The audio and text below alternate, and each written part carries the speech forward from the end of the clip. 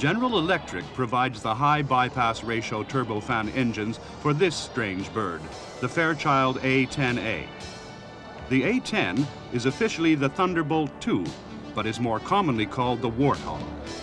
It is a dedicated killer of tanks and contains the most powerful gun ever built into an aircraft.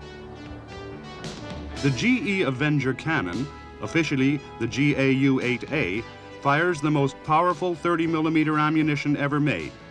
A special loader is needed to crank the rounds aboard the aircraft. Other stores can include 2.75-inch rockets.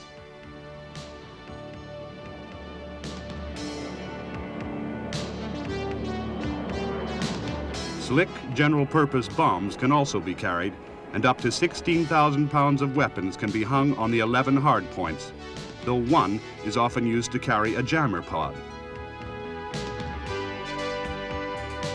The pilot climbs the sheer face of the fuselage and settles himself in his ejection seat, deep inside a titanium bath of armor resistant to anti-aircraft fire of up to 23mm caliber.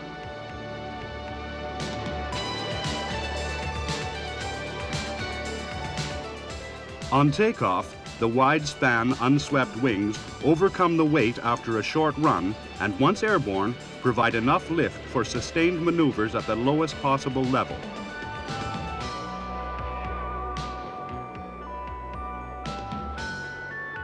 Every Warthog mission needs non-stop concentration. The whole point of staying low, down in the weeds, is to avoid flak and surface-to-air missiles. It's all up to the pilot to aim his gun correctly. Both the gun and free-fall bombs are aimed using the regular HUD sight.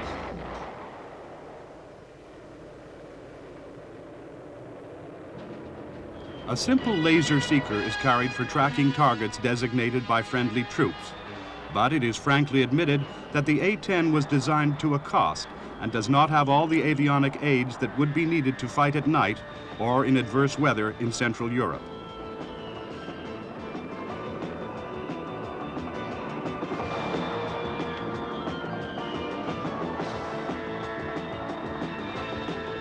Warthogs normally operate in pairs, the wingman covering the lead aircraft while it is concentrating on its attack.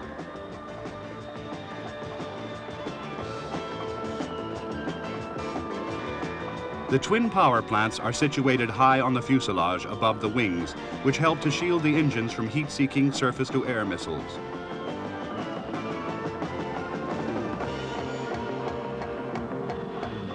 The A-10 relies upon its agility to keep out of trouble, while still remaining close to the battlefront to provide rapid anti-armor strikes.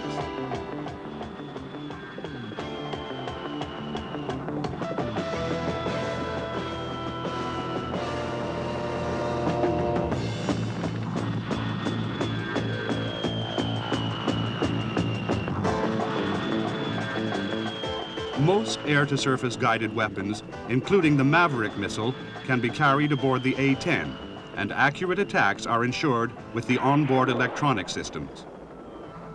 But the real tank-killing element is the devastating Avenger cannon. The Thunderbolt II can carry 1,200 rounds of ammunition. Each is the size of a milk bottle and fires a shell containing a core of depleted uranium able to punch through the armor of a battle tank. These shells can be spewed out at the rate of 2,100 or 4,200 per minute. In every sense, the A-10 flies low and hits hard.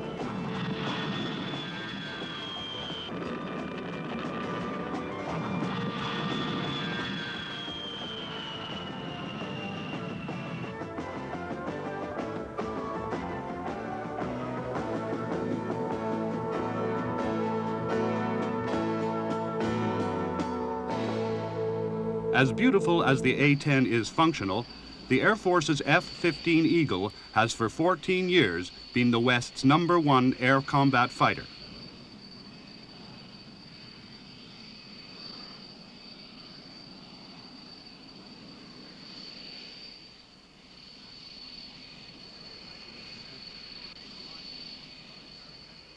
It was so carefully designed as a one-mission aircraft that the Air Force's battle cry was, "Not a pound for air to ground."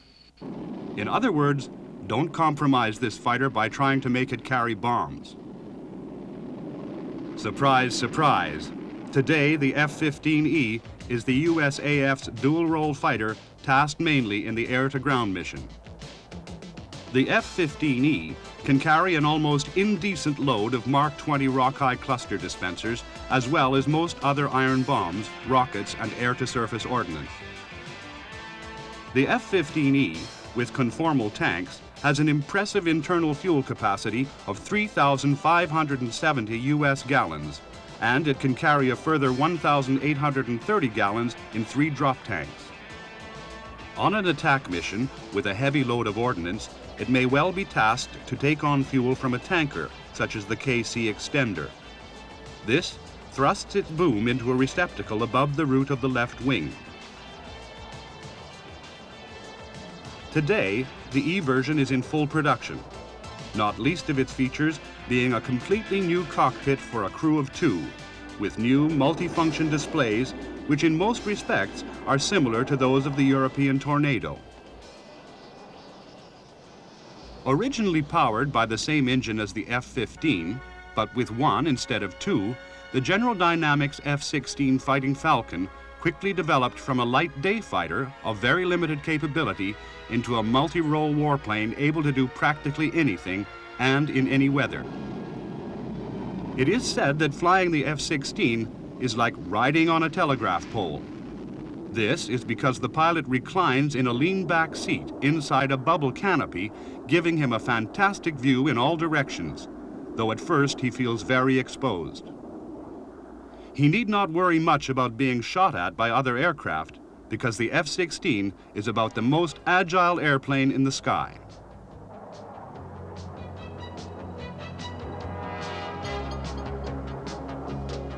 Early versions had an M61 gun and sidewinders,